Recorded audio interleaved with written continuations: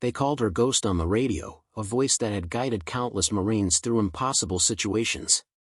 But when Irene Hill walked into Camp Lejeune's communications center, Commander Dawson took one look at her and said she didn't belong in his unit. Too emotional, too soft, too European to understand how real Marines operated. What he didn't know was that his most decorated squads had been following her instructions for months, trusting a call sign they'd never seen a face for. The day everything fell apart, when communications went dark and a reconnaissance team was trapped behind enemy lines, Irene would have to make a choice: follow orders and stay silent, or use her voice one more time, even if it meant revealing who Ghost really was. Before we continue, let us know where you're watching from. If you're enjoying this, don't miss out, subscribe now for more. The morning sun streamed through the windows of Camp Lejeune's communications facility, casting long shadows across rows of tactical displays and radio equipment. Irene Hill sat at her station in the back corner, headset pressed against her ear, listening to the rhythmic chatter of field operations. Her fingers moved across the keyboard with practiced precision, logging coordinates and updating tactical maps while her mind processed 3 different radio frequencies simultaneously. At 23, Irene had spent the last 18 months as a communications specialist, transferred from a NATO liaison position in Belgium to this sprawling Marine base in North Carolina. Her accent, a soft blend of French and Flemish influences, had faded somewhat during her time in the States, but it still colored her words enough to mark her as an outsider. Not that anyone at the base heard her speak much. She was the quiet one, the analyst who processed data and maintained equipment while others handled the direct communications with field units. What they didn't know, what almost no one knew, was that Irene had another role entirely. Ghost, this is Reaper 26, we need an alternate route to Checkpoint Delta. The main road is compromised. The voice crackled through her secondary headset, the one connected to the tactical operations frequency that only field teams use during active missions. Irene's fingers flew across her keyboard, pulling up satellite imagery and terrain data. Her voice, when she responded, was different from her usual hesitant tone. It was confident, precise, stripped of emotion and focused entirely on the mission. Reaper 26, Ghost copies. Stand by for route adjustment. She analyzed the terrain, calculated distances, and cross-referenced intelligence reports in under 30 seconds. Recommend Vector 270 for 3 clicks, then adjust to 335 at the dry riverbed. That path keeps you below the ridgeline and out of sight from known observation posts. Ghost, you're a lifesaver. Reaper 26 adjusting course now. Irene allowed herself a small smile as she updated the mission log under her anonymous call sign. For the past 9 months, she'd been providing tactical guidance to field teams as Ghost, a disembodied voice that existed only on the radio. It had started almost by accident, during a training exercise when the primary tactical coordinator had fallen ill and Irene had volunteered to fill in. Her ability to process multiple data streams, her photographic memory for maps and terrain, and her calm under pressure had impressed the operations officer enough that he'd quietly added her to the tactical support roster. But there was a catch. She operated under a call sign only, her real identity kept confidential. The operations officer, Lieutenant Colonel Hayes, had explained it simply: some of the field teams might have issues taking tactical direction from a young woman, especially one with a European accent. Better to let her skills speak for themselves without the complication of identity politics.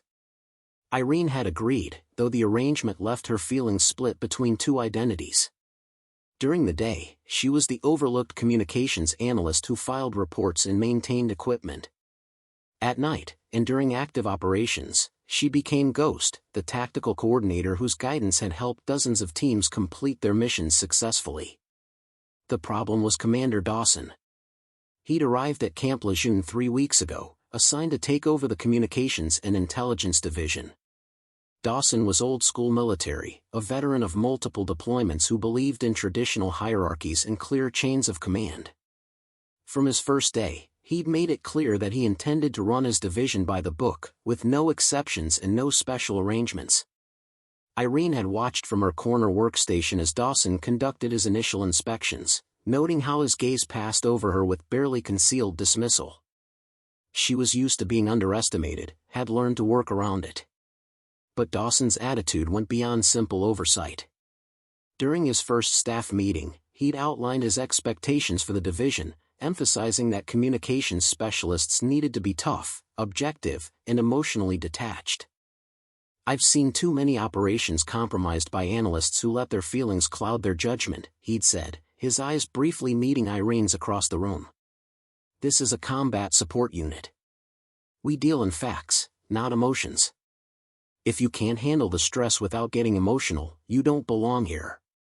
The words had stung, particularly because Irene knew they were partially directed at her. 2 weeks earlier, during a particularly intense operation, she'd been monitoring communications when a squad had come under heavy fire. One of the Marines had been seriously wounded, and his screams had echoed through the radio as his team worked to extract him. Irene had maintained her composure on the radio, continuing to provide tactical support, but afterward, alone in the equipment room, she'd broken down crying. Someone had seen her. Someone had reported it to Dawson. And now he'd marked her as a liability. Since then, Dawson had systematically reduced her responsibilities. She was no longer assigned to real-time operational support, instead relegated to equipment maintenance and historical data analysis. Her security clearances remained unchanged, but her access to active mission coordination had been quietly restricted. What Dawson didn't know was that Lieutenant Colonel Hayes had kept her on the tactical support roster for the Ghost program. The call sign operated outside normal chain of command, part of a special operations initiative that Dawson hadn't been fully briefed on yet. Hayes had assured Irene that her role was protected, but she could sense the tension building. Eventually, Dawson would discover the Ghost program, and when he did, he'd want to know who was behind the call sign. "Hill." The sharp voice cut through her thoughts. Irene looked up to find Dawson standing beside her workstation, his expression stern. "I need you to run a diagnostic on the backup communications array. Lieutenant Palmer reported some interference during yesterday's training exercise." "Yes, sir." Irene saved her current work and pulled up the diagnostic protocols. "I'll have a report completed by 1400 hours. Make it 1200. I want this division running at peak efficiency." Dawson turned to leave, then paused. "And Hill, I noticed you've been accessing tactical mapping software. That's outside your current assignment parameters." Irene felt her stomach tighten. The mapping software was essential for her Ghost operations, but she couldn't explain that to Dawson without revealing her secondary role.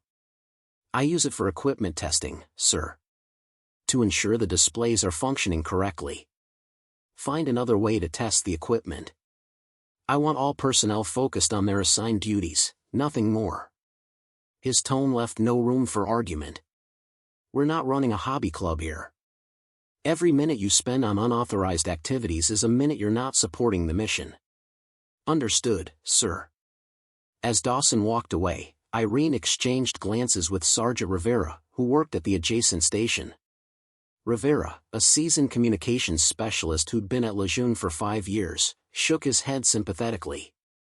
"He's been riding everyone pretty hard," Rivera said quietly once Dawson was out of earshot. "But you're getting it worse than most. What's his problem with you?" Irene shrugged, not wanting to voice her suspicions. "I think he just has high standards." "High standards are one thing. This is something else." Rivera leaned closer. "For what it's worth, I think you're one of the best analysts we've got. Your attention to detail is incredible, and your terrain assessments are always spot on. Dawson's making a mistake if he sidelines you." The compliment warmed Irene, but it also highlighted her frustration. Rivera knew her capabilities because they'd worked together on several projects, but even he didn't know about her Ghost operations. No one did, except for Hayes and a handful of senior officers who managed the program. All those successful missions, all those teams she'd guided safely through dangerous territory, and she couldn't claim credit for any of it. Her radio crackled. "Ghost, this is Paladin 1-3. We've reached Checkpoint Delta. Your routing was perfect, we made excellent time and avoided all contact. Thanks for the assist." Irene smiled and keyed her microphone. Paladin 1-3, Ghost copies. Glad to help. Stay safe out there. As she logged the mission completion, Irene reflected on the strange duality of her existence. As Ghost, she was valued, trusted, essential. As Irene Hill, she was dismissed, restricted, considered too emotional for real operational work. The disconnect was becoming harder to maintain, especially with Dawson tightening his control over the division. Something would have to give eventually. Irene just hoped that when it did, she'd be ready for whatever came next. The next 2 weeks tested Irene's patience in ways she hadn't anticipated. Commander Dawson's reorganization of the communications division continued with military precision, and with each passing day, Irene found herself pushed further to the margins. Her workstation was relocated to a smaller room adjacent to the main operations center, officially to reduce distractions, but the move felt like exile. She was now physically separated from the pulse of daily operations, able to hear radio chatter only through her headset rather than experiencing the full symphony of coordinated military communication. But the Ghost operations continued. Late in the evening, after most of the day shift had departed, Irene would activate her secondary communication system, a dedicated encrypted channel that bypassed Dawson's monitoring protocols.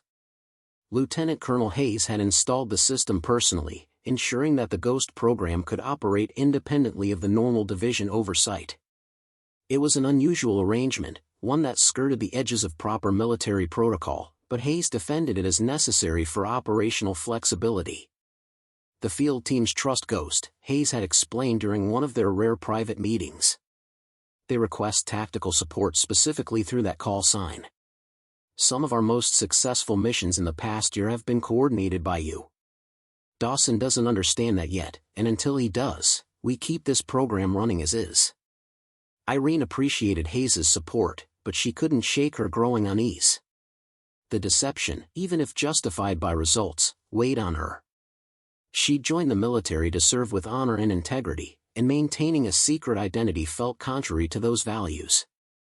Still, she understood the practical realities. Dawson represented a mindset that existed throughout the military, one that couldn't reconcile excellence with characteristics that didn't fit traditional molds. On a Thursday evening, as golden sunlight slanted through the windows of her isolated workstation, Irene monitored a routine patrol operation in the training ranges outside the base. The team, callsign Nomad 24, was conducting a navigation exercise through difficult terrain, practicing the kind of movement techniques they'd need in actual combat deployments. Ghost, Nomad 24. We're approaching Checkpoint Bravo, but the terrain doesn't match our maps. Requesting guidance. The team leader's voice carried frustration. They'd been in the field for 6 hours, and fatigue was evident in his tone. Irene pulled up the most recent satellite imagery and cross-referenced it with older topographical maps. Nomad 24, Ghost copies. You're experiencing map discrepancy due to recent flooding. The creek bed shown on your tactical map has shifted approximately 200 meters east. Adjust your bearing to 095 and you'll intersect the original route at the base of the ridgeline. Ghost, that's going to take us through some rough terrain. Affirm, Nomad 24. But it's the most direct route and keeps you on schedule. The alternative adds 90 minutes to your movement time. Irene paused, studying the imagery more carefully. Be advised, there's a natural depression at grid reference 824553 that will provide good concealment if you need to pause for rest. The canopy cover there is excellent. A different voice came through the radio, younger and more energized. Is that really Ghost? I heard you got reassigned. Irene smiled despite herself. Word traveled fast in military communities, even when it wasn't accurate.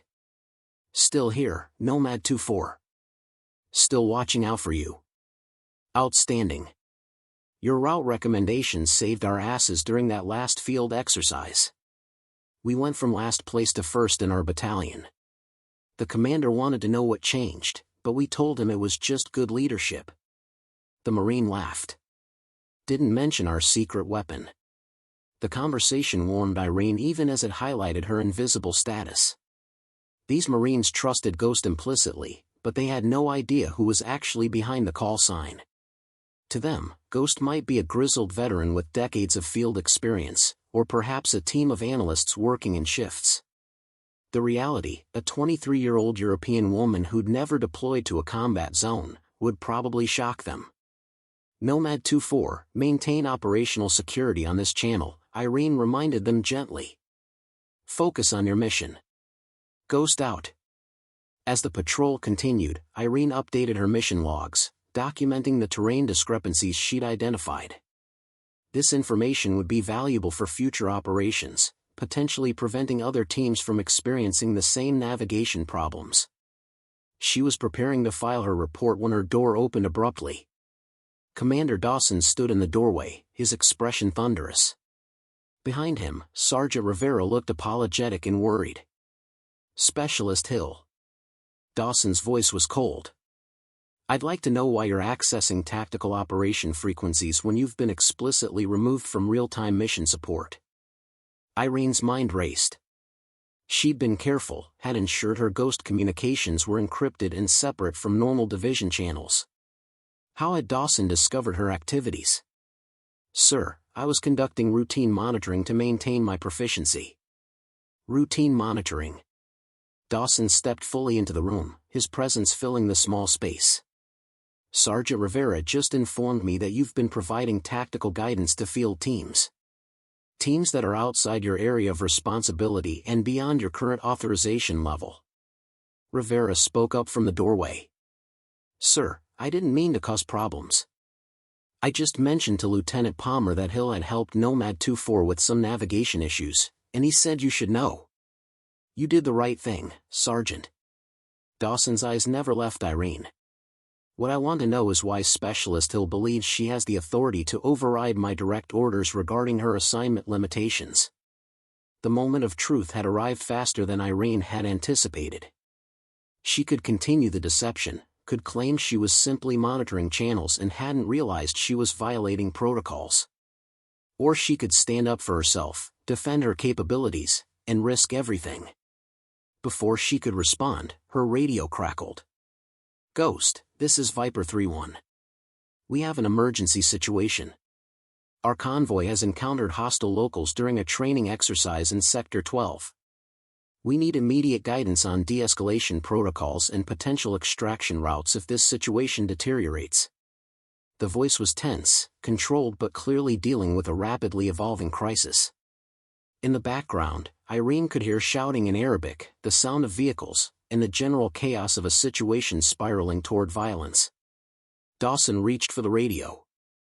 I'll handle this. But Irene was faster.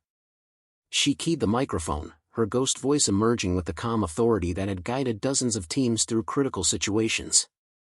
Viper 3-1, Ghost copies your emergency. First, do not show weapons unless directly threatened. The local population in Sector 12 has had negative experiences with aggressive military posture. Second, identify your senior member who speaks Arabic. We need immediate communication with the local leadership to clarify your training mission parameters. Ghost, our translator is trying to communicate, but the crowd is growing aggressive. They're blocking our vehicles. Irene's fingers flew across her keyboard, pulling up intelligence reports on Sector 12, recent incidents involving civilian populations, and cultural protocols for the region. Viper 3-1, have your translator specifically request to speak with the village elder. Use the phrase Nadamana al-Tahadath Mai al-Zaim and emphasize that you are here for training, not operations.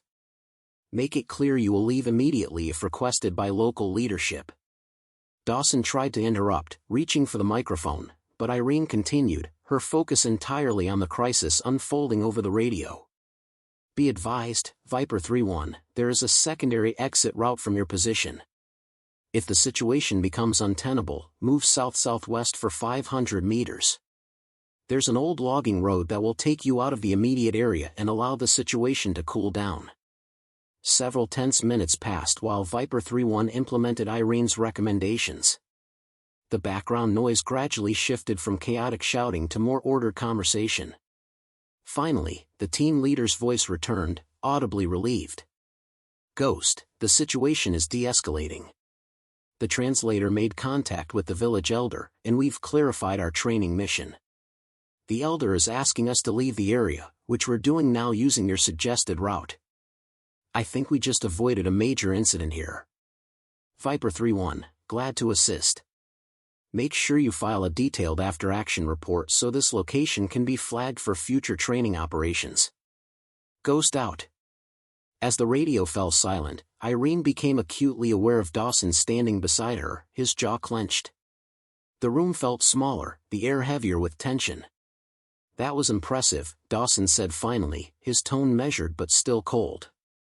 Which makes it all the more disappointing that you felt the need to operate outside the chain of command. Who authorized you to provide tactical guidance under the call sign Ghost? Before Irene could answer, a new voice spoke from the doorway. I did, Commander. Lieutenant Colonel Hayes entered the room, his presence immediately shifting the dynamic. As a senior officer, he outranked Dawson significantly, and his expression made it clear he wasn't pleased with the confrontation he'd just witnessed. Ghost is part of a tactical support initiative that I personally oversee, Hayes continued. Specialist Hill has been providing exceptional service in that role for the past 9 months. Her performance has directly contributed to the success of numerous field operations and training exercises. Dawson turned to face Hayes, his posture respectful but firm. Sir, with all due respect, I was not briefed on any special initiatives that would override normal division protocols. If Specialist Hill is operating in a tactical support capacity, that should have been communicated through proper channels. You're absolutely right, Commander, Hayes acknowledged. And that's my fault. I should have ensured you were fully briefed on all ongoing programs when you assumed command of this division.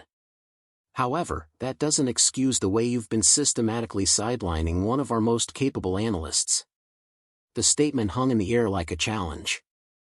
Irene watched the exchange between the two officers, feeling simultaneously vindicated and uncomfortable.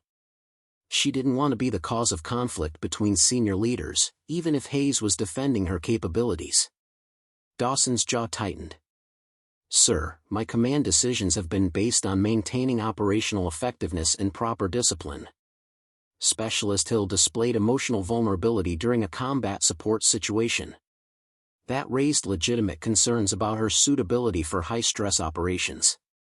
She cried after listening to a Marine scream while wounded in combat, Hayes said flatly. That's called being human, Commander. It doesn't make her less effective at her job. In fact, I'd argue that someone who cares that deeply about the lives they're supporting is exactly the kind of person we want in tactical coordination roles. Irene felt her face flush. The conversation had shifted from her unauthorized activities to a debate about her fundamental capabilities and character. Part of her wanted to speak up, to defend herself, but military protocol dictated that junior enlisted personnel didn't interrupt conversations between senior officers. The Ghost program has a 94% mission success rate, Hayes continued. Specialist Hill's tactical recommendations have prevented multiple training accidents, improved response times across our field exercises, and earned commendations from every unit she's supported. Those are the facts, Commander. Whatever personal reservations you might have about her emotional responses, the results speak for themselves. Dawson was quiet for a long moment, his gaze moving between Hayes and Irene. When he finally spoke, his tone had shifted slightly, less confrontational but still guarded. I'm not questioning her technical abilities, sir. What concerns me is the operational security risk of running a program outside normal oversight channels. If Ghost is as valuable as you say, that makes proper command structure even more important. Agreed, Hayes said. Which is why I'm officially briefing you now on the full scope of the Tactical Support Initiative. Specialist Hill will continue in her Ghost role, but with your full knowledge and supervision. I expect you to integrate this program into your division operations properly while maintaining the operational flexibility that has made it so effective. It was a command disguised as a suggestion, and Dawson recognized it as such. He nodded stiffly. Yes, sir. I'll need a complete briefing on protocols, authorization levels, and performance metrics. You'll have it by end of business tomorrow. Hayes turned to Irene. Specialist Hill, excellent work today. That de-escalation you coordinated probably prevented a significant diplomatic incident. Make sure your after-action report captures all the details. Yes, sir. Thank you, sir. As Hayes departed, Dawson remained in the doorway, studying Irene with an expression she couldn't quite read. It seems I underestimated you, Specialist Hill. Sir, I just want to serve effectively. That's all I've ever wanted. Then we'll see if you can maintain that effectiveness under proper supervision. Dawson's tone suggested he remained skeptical. Report to my office at 0800 tomorrow. We need to establish clear protocols for your ghost operations moving forward. After he left, Irene sat alone in her small workstation, the adrenaline from the confrontation slowly fading. She'd been revealed, her secret identity as Ghost exposed to the one person who'd been most determined to limit her role. The outcome could have been much worse. She could have faced formal disciplinary action, but she also couldn't shake the feeling that her troubles with Dawson were far from over. Her radio crackled one more time. Ghost, this is Nomad 2-4. We just heard what happened with Viper 3-1. Don't know who you are, but you're a legend. Thanks for everything you do for us out here. Irene smiled despite her uncertainty about the future. Nomad 2-4, Ghost copies. Just doing my job. Stay safe out there. Just doing her job. That's all she'd ever tried to do, even when it meant working in the shadows, even when it meant proving herself again and again to people who'd already decided she wasn't good enough. Now, with her identity revealed and her commander skeptical, she'd have to prove herself all over again. But this time, at least, she wouldn't be doing it alone in the shadows. This time, everyone would know exactly who Ghost was and what she was capable of. For better or worse, Irene Hill was about to step fully into the light.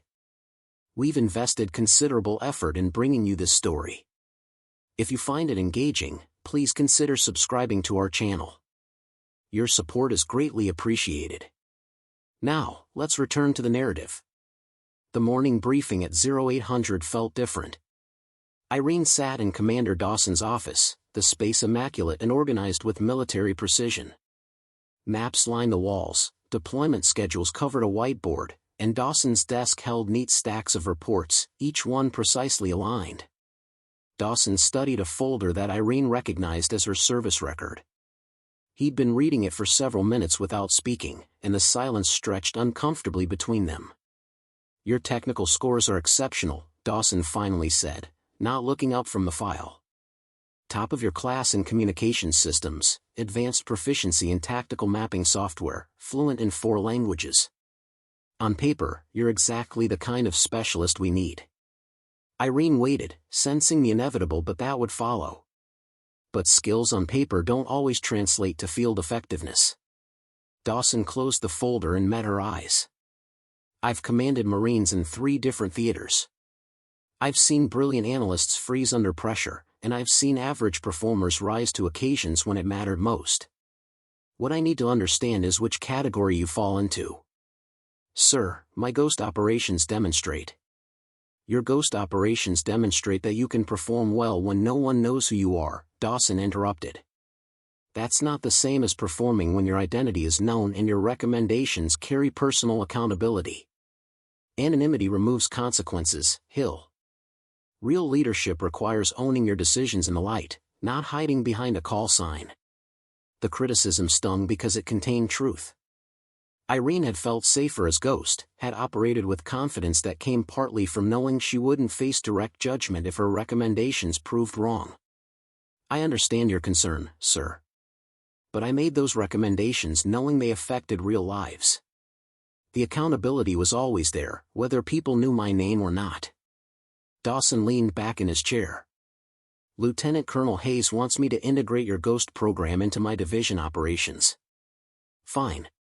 But we're going to do it properly. No more encrypted channels, no more operating outside normal oversight.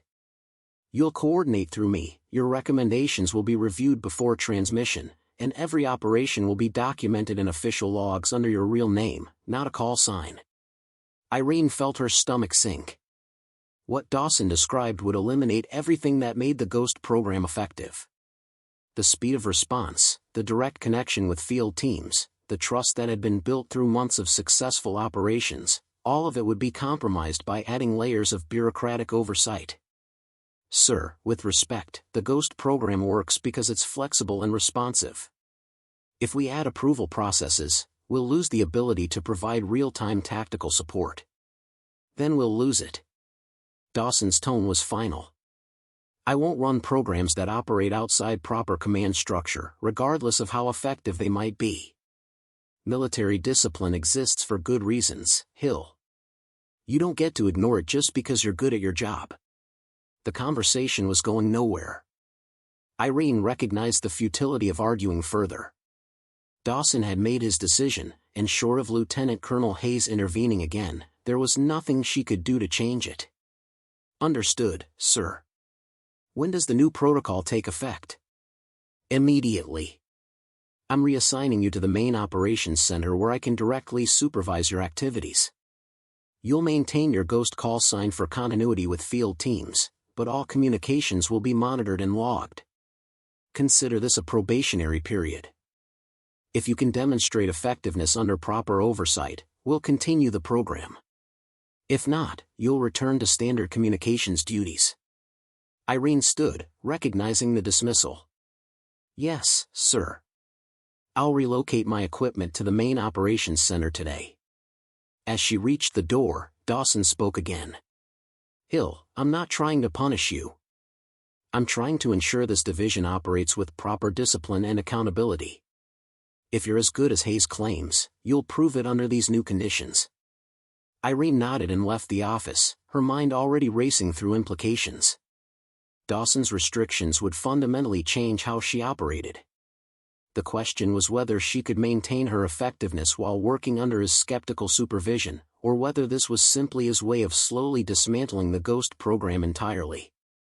The main operations center felt like a fishbowl.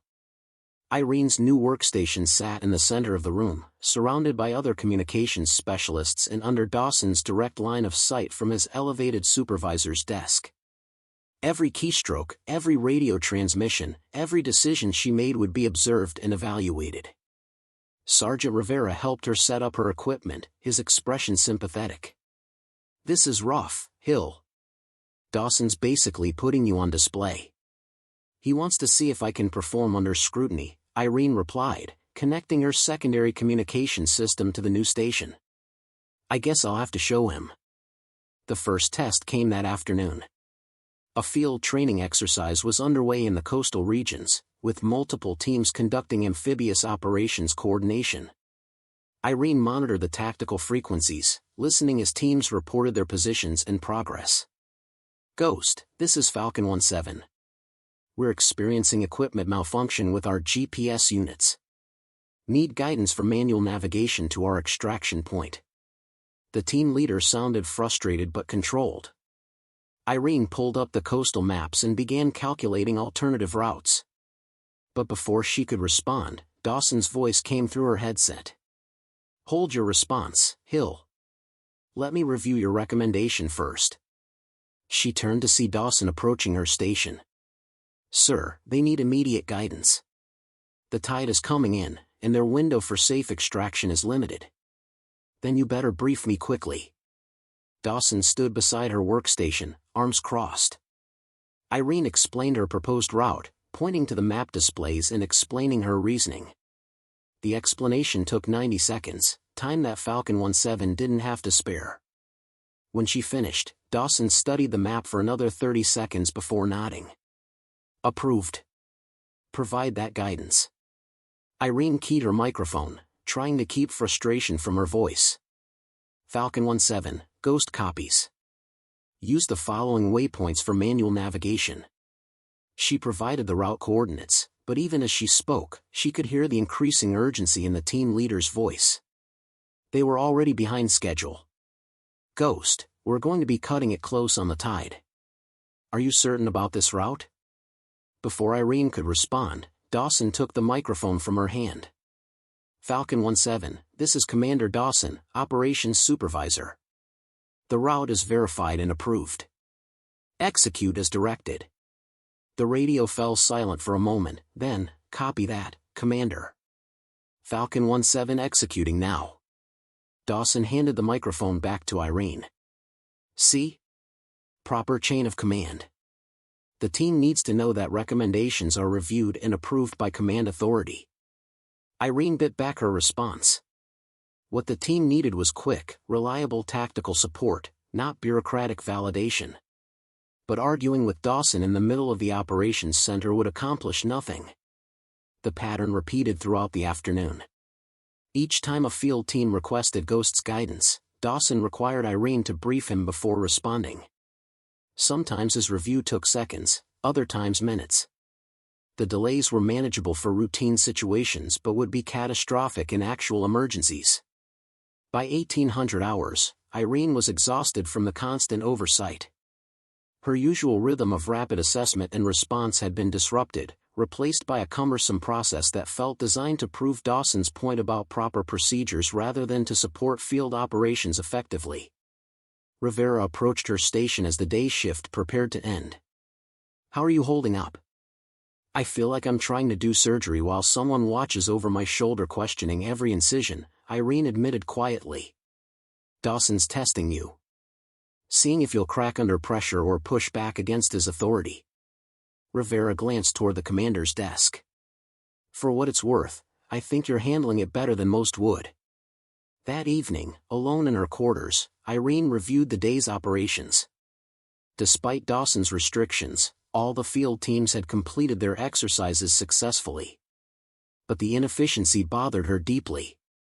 Several situations had required time-sensitive decisions, and the approval delays had created unnecessary stress for the teams she was supposed to support. Her phone buzzed with a text message from an unknown number. Ghost, this is Viper 3-1 team leader. Heard about your new restrictions. Just want you to know we still trust your judgment, regardless of who's supervising. You saved our mission last week. Don't let anyone make you forget that.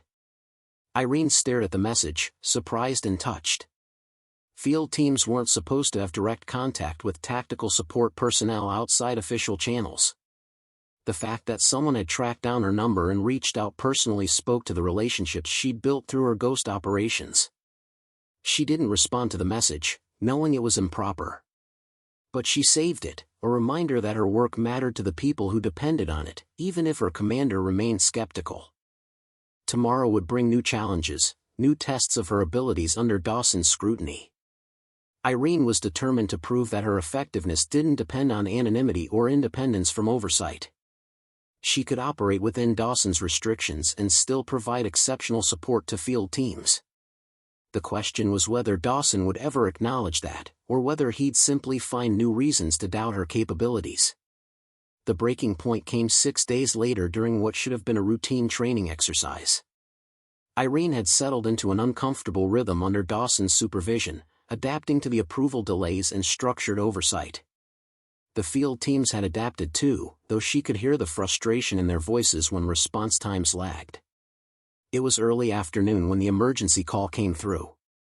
Any station, this is Crusader 2-2. We have a medical emergency. One of our Marines has fallen during a climbing exercise. Suspected spinal injury. We need immediate medical evacuation guidance. Irene's training kicked in instantly. She pulled up the team's location, identified the nearest landing zones suitable for medical evacuation helicopters, and began calculating the fastest routes for ground transport to those zones. But protocol demanded she brief Dawson first. Sir, medical emergency at. I heard it, Hill. Dawson was already moving toward her station. Show me what you've got. Irene displayed her analysis on the main screen. 3 potential evacuation points. The closest is here, but the terrain approach is difficult. The second option adds 8 minutes to transport time but offers easier access. The third. Crusader 2-2, this is Commander Dawson. He took control of the transmission. Stand by for evacuation guidance. Do not move the injured Marine unless absolutely necessary. Stabilize and wait for instructions. Commander, we need guidance now. Our medic says time is critical for spinal injuries. Every minute counts. Dawson turned to Irene. Which option do you recommend? The second option, sir. The easier terrain access means the team can move faster even though the distance is slightly longer. Total time to evacuation point will actually be less. Dawson studied the map, his jaw working as he processed the information.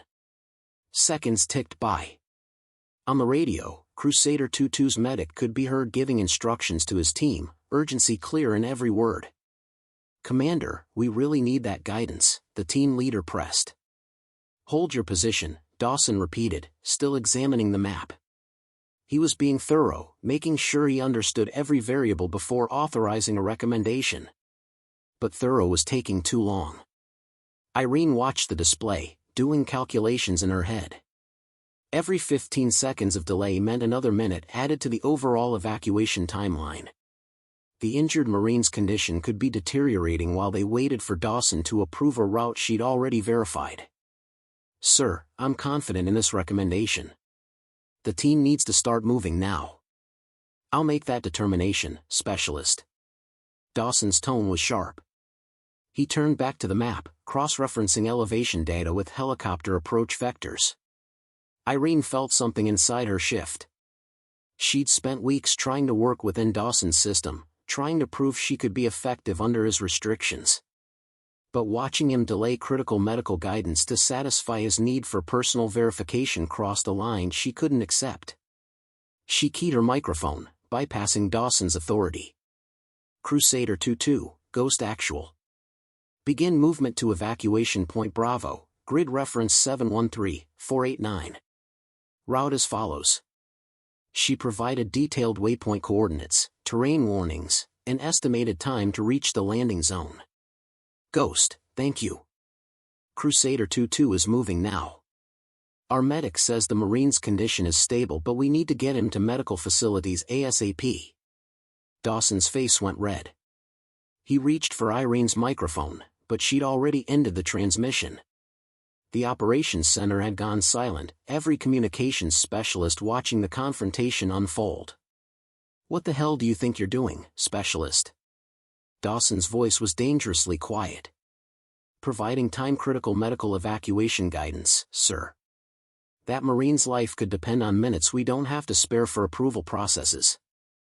You directly countermanded my authority. You bypassed established protocols during an emergency situation. Dawson's hands clenched at his sides. That's insubordination, Hill. Clear and unambiguous. Yes, sir. Irene met his gaze steadily. And I'd do it again. That Marine needed immediate help, and I provided it. I'll accept whatever consequences come from that decision. You're damn right you will. Dawson pointed toward his office. Get in there. Now. Irene followed him into the office, aware that every eye in the operations center was on them. Behind her, she heard Rivera's quiet voice coordinating with the medical evacuation helicopter, ensuring Crusader 2-2's injured Marine would receive the care he needed. Inside Dawson's office, the commander closed the door with controlled precision. Do you understand what you've just done? You've undermined my authority in front of the entire division. You've demonstrated that you consider your judgment superior to your commanding officers. And you've proven that you cannot be trusted to follow orders when they conflict with your personal assessment of a situation. Sir, with respect, this isn't about my judgment versus yours. It's about a Marine who needed help immediately. Your approval process, while thorough, takes too long for time-critical situations. That's a flaw in the system, not in my execution. Dawson's laugh was bitter. You actually believe that, don't you? You think you're the hero here, the one who's willing to break rules to save lives. But what you don't understand is that military discipline exists precisely for high-stress situations. When everyone starts deciding for themselves which orders to follow, the entire structure collapses. I understand that, sir. I also understand that overly rigid structures can cost lives. Irene kept her voice level. I'm not advocating for chaos. I'm advocating for trusting trained specialists to do their jobs without unnecessary delays that serve no purpose except to satisfy command oversight requirements. That's not your call to make. Dawson's control finally cracked, his voice rising. You don't get to decide which protocols serve a purpose and which don't. You don't get to determine when oversight is unnecessary. You follow orders, Hill. That's what soldiers do. They follow orders even when they disagree, even when they think they know better. The argument was circular, neither of them willing to concede the fundamental point. Dawson saw her actions as dangerous insubordination that threatened military order. Irene saw his restrictions as dangerous bureaucracy that threatened lives. Both positions had validity, but they were fundamentally incompatible. I'm recommending you for non-judicial punishment under Article 15, Dawson said finally. Insubordination and failure to obey a direct order. You're suspended from all operational duties pending the hearing. Dismissed. Irene saluted and left the office, knowing she'd just ended her career at Camp Lejeune and possibly in the military entirely. But as she walked past the operations center, Rivera caught her attention and gave her a subtle thumbs up. On his monitor, she could see that Crusader 22 had reached the evacuation point, and the injured Marine was being loaded onto a medical helicopter. Sometimes doing the right thing meant accepting consequences that felt wrong. Irene had made her choice, and now she'd have to live with whatever came next. The non-judicial punishment hearing was scheduled for 3 days later, giving Irene time to contemplate the full weight of her decision. She'd been suspended from all duties, confined to her quarters except for meals and mandatory physical training. The isolation gave her too much time to think, to second-guess, to wonder if she'd destroyed her career for a moment of defiance. But every time doubt crept in, she remembered Crusader 22's medic explaining that the injured Marine had a compressed vertebra that could have resulted in permanent paralysis if treatment had been delayed. The medical report, which Rivera had quietly shared with her, indicated that the rapid evacuation had been crucial to the positive outcome. The Marine would make a full recovery, partly because Ghost had provided immediate guidance rather than waiting for command approval. On the evening before her hearing, Lieutenant Colonel Hayes visited her quarters. It was highly irregular for a senior officer to meet privately with a junior enlisted person facing disciplinary action, but Hayes had never been one for strict protocol when it conflicted with what he considered right. "How are you holding up, Hill?" Hayes asked, settling into the single chair in her small room. "I've been better, sir. But I'd make the same choice again." Hayes smiled slightly. "I know you would. That's what concerns me. Your commitment to doing what's right is admirable." "It's not," Hayes agreed, surprising her. "And I've had several conversations with Dawson about his approach. But here's what you need to understand, Hill. Changing a flawed system from within requires patience, political skill, and the credibility that comes from operating successfully within that system's constraints. You can't change it by simply ignoring rules you disagree with. So I should have let that Marine wait while Dawson reviewed my recommendations? Let someone potentially suffer permanent injury to preserve command structure? No. You should have found a way to communicate the urgency that would have compelled Dawson to expedite his approval. You should have built enough credibility with him that he trusted your judgment in crisis situations. You should have worked within the system to change it, not against it." Hayes leaned forward. "I'm not saying you were wrong, Hill. I'm saying you chose the hardest possible path to being right. The distinction mattered, though it didn't change her situation. What happens tomorrow, sir? Realistically? Dawson is within his rights to recommend everything from a formal reprimand to reduction in rank. Your insubordination was clear and witnessed by the entire operations center. He has grounds for significant disciplinary action." Irene felt her stomach sink. She'd known it was bad, but hearing it stated so plainly made it real. And the Ghost program? Effectively over. Even if I wanted to continue it, no commander is going to authorize a program run by someone who's been formally disciplined for insubordination. Hayes stood, his expression genuinely regretful. "I'm sorry, Hill. You were the best tactical coordinator I've ever worked with.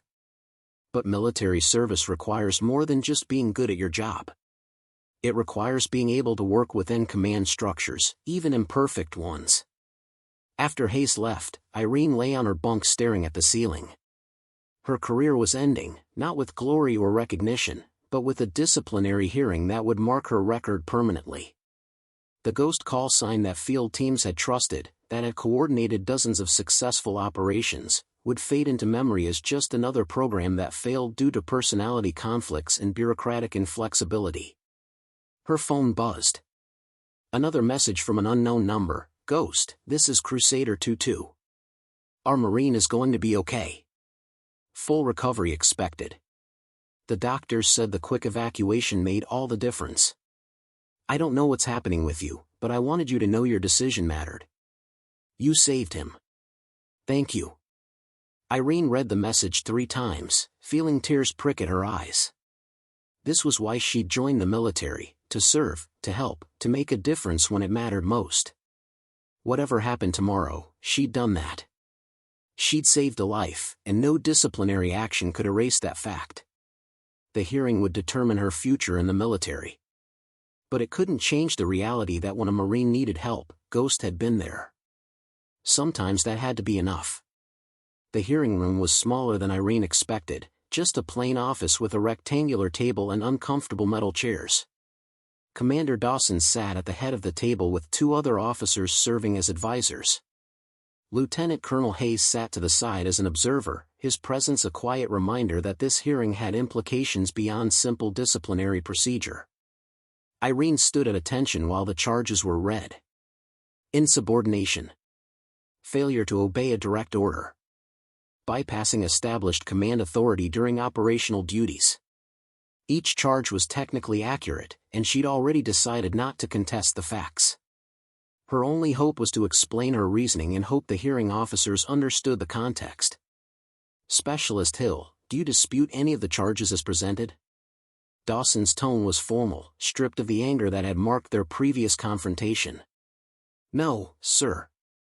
The facts as stated are accurate. Then let's proceed to your statement.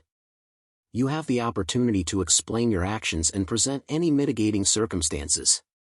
Dawson gestured to the empty chair across from him. Please, sit. Irene sat, her hands folded in her lap, and began. Sir, on the day in question, I received an emergency medical evacuation request from Crusader 22. They had a Marine with a suspected spinal injury who required immediate transport to medical facilities. I assessed 3 potential evacuation routes and determined the optimal choice based on terrain, accessibility, and time factors. According to established protocol, you should have presented that assessment to me for approval before transmitting it to the field team. Dawson's interruption was measured, not aggressive. Why didn't you? Because the approval process was taking too long, sir. Every second of delay increased the risk to the injured Marine. I made a tactical decision that immediate action was more important than procedural compliance. One of the advisor officers, a Major Chin according to his nameplate, spoke up. Specialist Hill, are you suggesting that your judgment should override your commanding officer's authority whenever you personally deem a situation urgent enough? No, sir. I'm suggesting that in time-critical medical emergencies, the existing approval process creates dangerous delays. The system needs modification to allow immediate response in specific circumstances. That's not your determination to make, Dawson said. The chain of command exists precisely to prevent individual soldiers from making unilateral decisions about when rules apply and when they don't. With respect, sir, the chain of command should exist to support mission success and protect our personnel. When it does the opposite, there's a fundamental problem that needs addressing. The room fell silent. Irene knew she'd just made her situation worse by essentially arguing that she'd been right to disobey orders. But she couldn't bring herself to show false contrition for a decision that had likely prevented permanent injury to a fellow Marine. Hayes cleared his throat from his observer position. If I may interject, Commander. I think it's worth noting that Specialist Hill's recommendation was ultimately correct.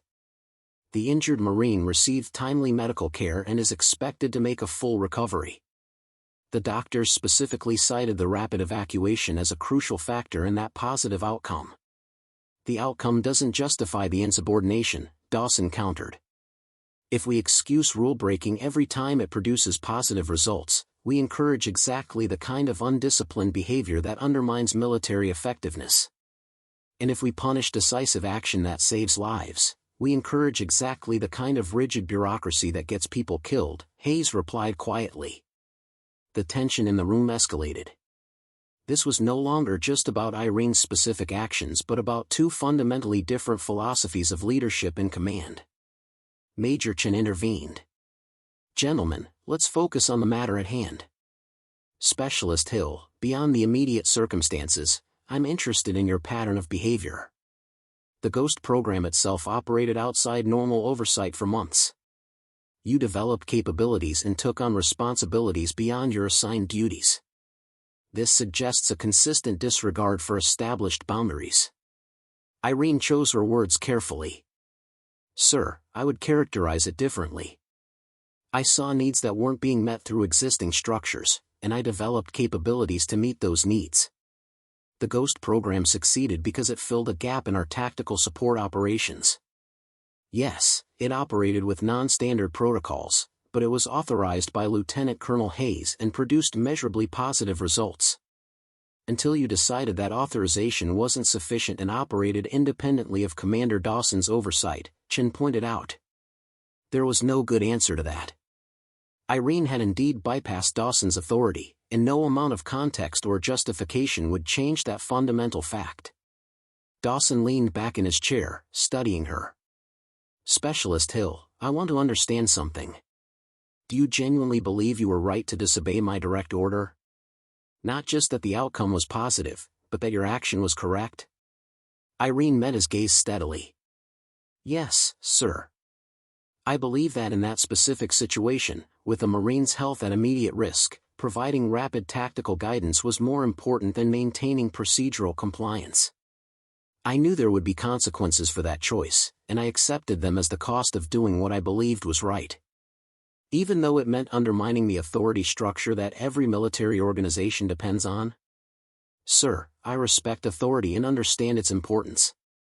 But I also believe that authority should serve the mission and the people, not the other way around. When those priorities conflict, I chose the mission and the people. Dawson nodded slowly, his expression unreadable. Thank you for your honesty, Specialist Hill. We'll deliberate and provide our decision shortly. You're dismissed to wait outside. Irene stood, saluted, and left the room, her legs somehow steady despite the adrenaline coursing through her system. In the hallway, she sat on a bench and waited, knowing her military career hung in the balance of whatever conversation was happening behind that closed door. 27 minutes later, Irene was called back into the hearing room. The atmosphere had shifted subtly. Dawson's expression remained stern, but something in his posture suggested the deliberation had been more complex than simple judgment of her guilt. Specialist Hill, this panel has reached a decision regarding the charges against you. Dawson's formal tone gave nothing away. On the charge of insubordination, we find you guilty as charged. On the charge of failure to obey a direct order, we find you guilty as charged. On the charge of bypassing established command authority, we find you guilty as charged. Irene's heart sank. 3 guilty verdicts meant serious consequences, possibly discharge. However, Dawson continued, in considering appropriate punishment, we've taken into account several mitigating factors. The urgent nature of the medical emergency, your otherwise exemplary service record, and the objectively positive outcome of your actions. Additionally, Lieutenant Colonel Hayes has provided testimony regarding systemic issues with our current tactical support protocols that contributed to the situation. Hayes had gone to bat for her. Irene felt a surge of gratitude even as she braced for whatever came next. Therefore, the panel's recommendation is as follows. You will receive a formal written reprimand that will be placed in your service record.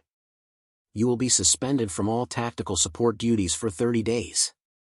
And you will work with Commander Dawson to develop revised protocols for time-critical emergency situations that balance command oversight with operational necessity.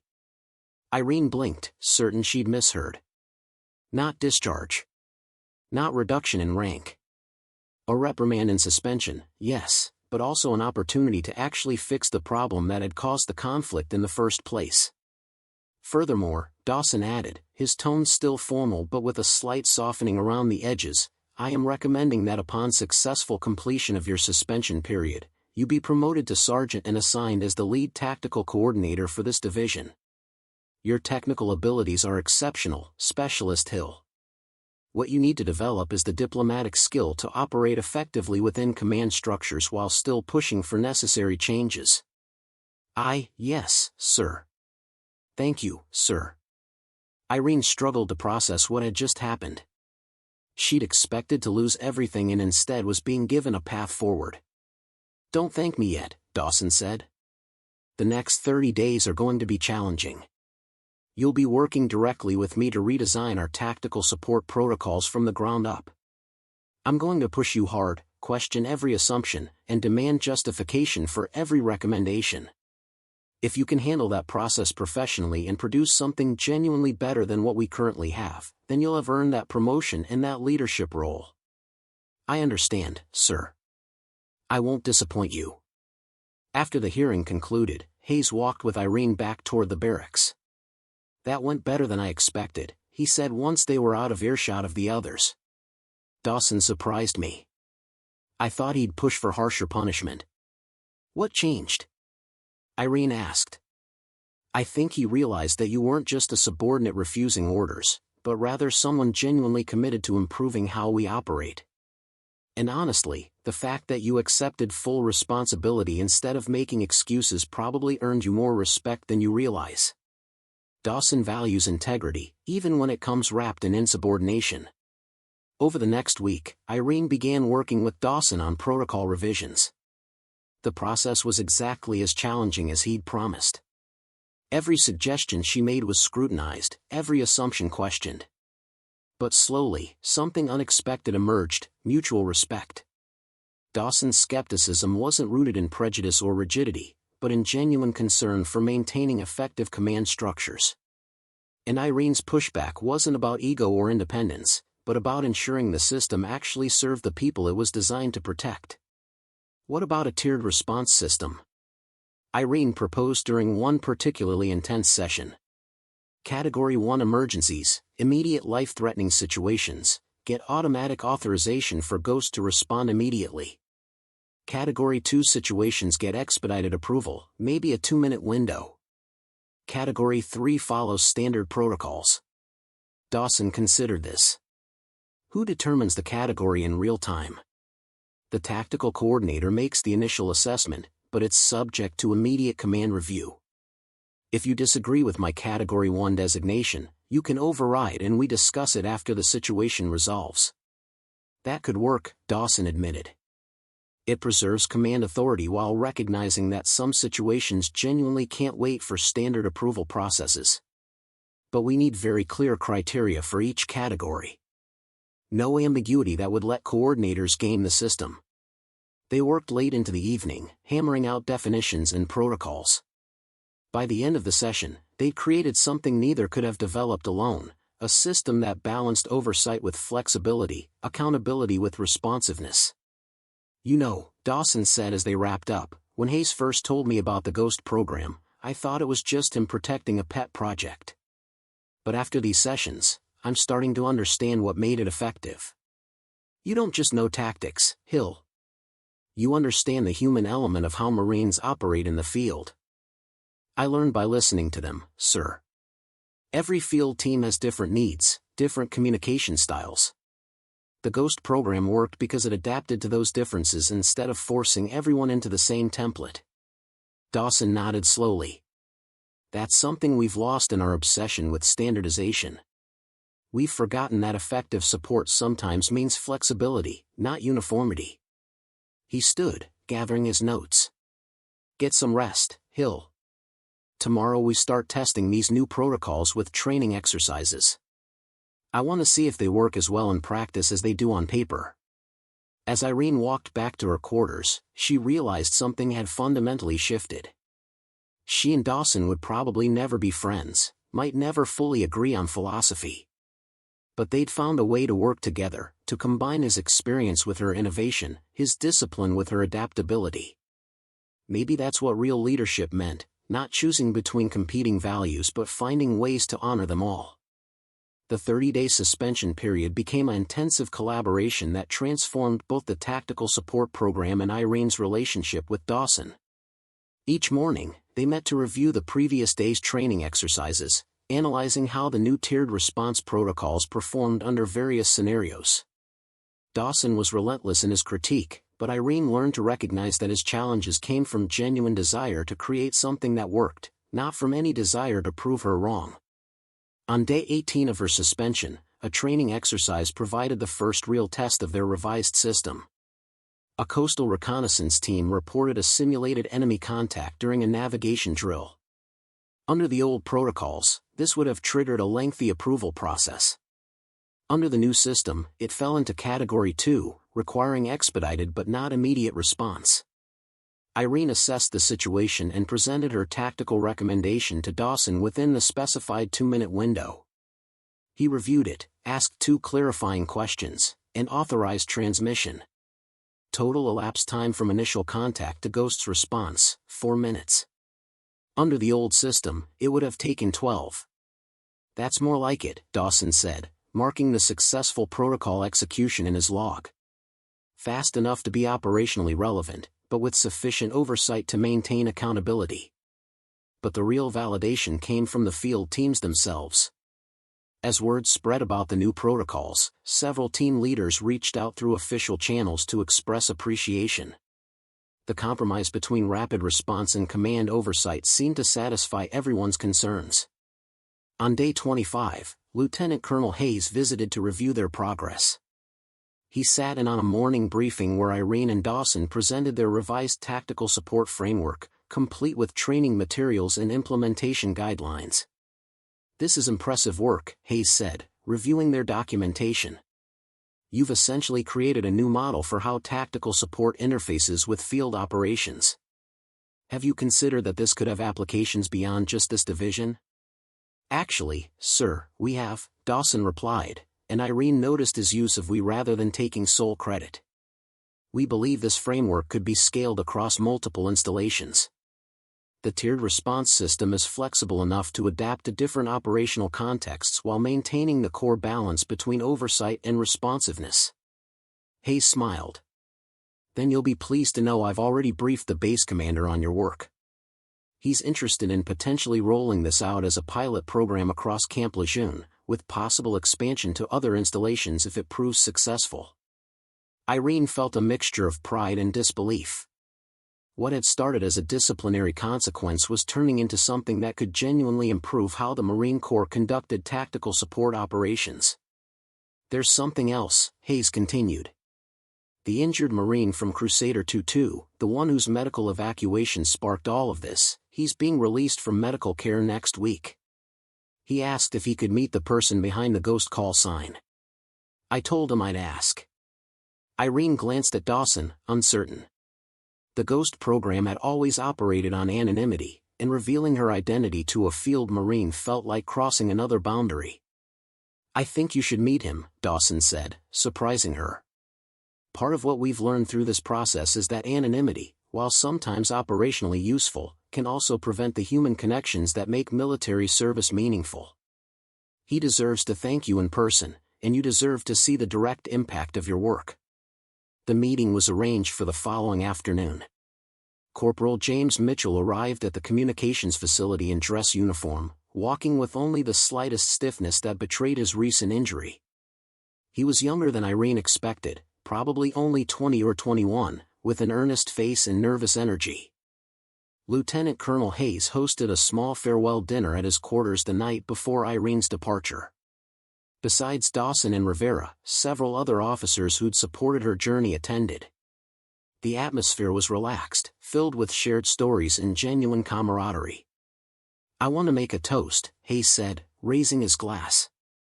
"To Sergeant Hill, who reminded us all that the strength of the Marine Corps isn't in conformity but in diversity of thought, background, and approach. You came here as an outsider and proved that outsider perspectives are exactly what we need to keep improving." Fair winds and following seas at OCS. As glasses clinked around the table, Irene felt the weight of what she was leaving behind. Camp Lejeune had become home, these people had become family, and the Ghost program had become her legacy. But she also felt excitement for what lay ahead. Officer Candidate School would be challenging, but she'd faced challenges before and emerged stronger. The next morning, Irene stood one final time in the operations center, now managed by her trained replacement. The tactical display showed ongoing exercises, the radio chatter was steady and professional, and the protocols she developed were working seamlessly. This place would continue without her, and that was exactly how it should be. Dawson walked her to the base entrance where a transport waited. One last piece of advice, Hill. At OCS, they're going to try to break you down to rebuild you as an officer. Let them test you, but don't let them change who you fundamentally are. The Marine Corps needs officers like you're going to be, not like they expect you to be. Thank you, sir. For everything. Especially for being willing to see past your initial assumptions. Thank you for making me question those assumptions in the first place. Dawson extended his hand. Stay in touch. I want to hear about your success at Quantico. As the transport pulled away from Camp Lejeune, Irene watched the base recede in the distance. She thought about that first morning briefing when she'd felt invisible and dismissed. She thought about the night she'd climbed to prove herself through the Ghost program. She thought about the confrontation with Dawson that had nearly ended her career but instead transformed it. Most of all, she thought about all the Marines whose lives she'd touched through her work, the field teams who'd trusted Ghost's voice, and the systems she'd built that would continue supporting operations long after she'd moved on. That legacy mattered more than any rank or recognition. The road to Quantico stretched ahead, another challenge, another opportunity to prove that strength came in many forms. Irene Hill was ready. 18 months later, 2nd Lieutenant Irene Hill returned to Camp Lejeune, this time as a newly commissioned officer assigned to lead the expanded tactical support program. The base looked the same, but everything felt different from the perspective of someone wearing lieutenant's bars instead of sergeant's stripes.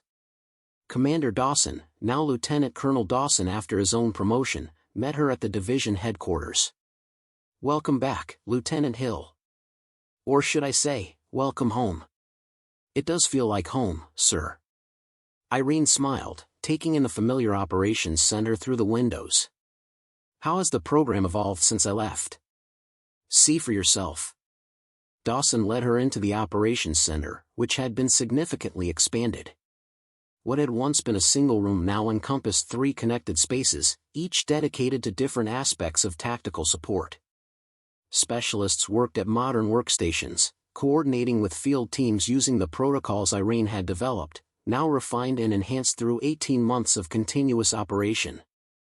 We're supporting triple the number of field operations we handled when you left, Dawson explained. The Ghost call sign has become a team designation rather than an individual. We have 6 trained tactical coordinators working in shifts, all following your framework. And we're training coordinators from other installations quarterly. Sergeant Rivera, now Staff Sergeant Rivera, approached with a wide grin. Lieutenant Hill. Good to see those officers' bars. Heard you finished near the top of your OCS class. 3rd overall, Irene confirmed. Though there were moments I wasn't sure I'd make it through. But you did, because you're stubborn and brilliant in equal measure. Rivera gestured around the operations center. Your legacy is everywhere here. Every successful mission we coordinate, every time we get a team safely to their objective, that's built on the foundation you created. Over the next few days, Irene settled into her new role. As an officer, her responsibilities extended beyond tactical coordination to strategic planning, personnel development, and program expansion. But she made sure to spend time in the operations center, working alongside the specialists who carried on the Ghost tradition. On her 3rd day back, a critical situation emerged. A reconnaissance team had become separated during a complex training exercise in mountainous terrain. Weather conditions were deteriorating rapidly, and the team needed guidance to reach a safe extraction point before night fell. Irene monitored as one of the new tactical coordinators, Corporal Anderson, handled the situation. His assessment was thorough, his communication clear, and his recommendations sound. But she noticed hesitation in his voice, uncertainty that came from relative inexperience. She activated her microphone. Ghost Actual to Ghost 2. Good work on the initial assessment. Recommend you also check the alternate route via the Ridge Line. Weather data shows the valley approach may be compromised by fog. Ghost 2 copies, checking alternate route now. Anderson pulled up additional data, recalculated, and his confidence visibly increased. You're right, Lieutenant. The Ridge route is better. Transmitting updated guidance now. After the situation was resolved successfully, Anderson approached Irene. Thank you for the backup, ma'am. I was second-guessing myself on that valley route. Trust your training, Corporal. You had the right instincts, you just needed confirmation. That confidence will come with experience. Irene remembered her own early days providing tactical guidance, the uncertainty that preceded competence. The field teams are counting on us to be decisive. We can be thorough without being hesitant. Lieutenant Colonel Dawson observed the interaction from his office. Later, during their daily coordination meeting, he brought it up. You have a natural teaching ability, Hill. The way you guided Anderson through that situation, building his confidence while improving his performance, that's rare. I remember what it felt like to be doubted, sir. I try to give people the support I wished I'd had from the beginning. Which is exactly why you're here as an officer now. Dawson pulled out a file. I'm recommending you for the Marine Corps' Innovation Program. They're looking for junior officers to develop and implement new operational concepts. Your tactical support framework would be a strong candidate for service-wide adoption. Irene reviewed the program details. It would mean additional responsibilities, more visibility, and likely more scrutiny. But it would also mean her work could impact Marine operations globally, not just at Camp Lejeune. I'll do it, she decided. If our protocols can help Marines anywhere in the world operate more effectively, that's worth the extra challenge. 3 months later, Irene presented her tactical support framework to a panel of senior Marine Corps officers at Quantico. The presentation drew on 18 months of performance data from Camp Lejeune, testimonials from field commanders, and comparative analysis showing improved mission success rates and reduced response times. The questions were tough, the scrutiny intense. But Irene answered with the same combination of technical expertise and human understanding that had always defined her approach. She didn't just explain the protocols, she told the stories of Marines whose lives had been impacted by better tactical support. The panel approved her program for service-wide implementation. Within a year, the GHOST framework, officially designated as the Rapid Tactical Support System, would be operating at Marine installations around the world. On the flight back to Camp Lejeune, Irene reflected on her journey.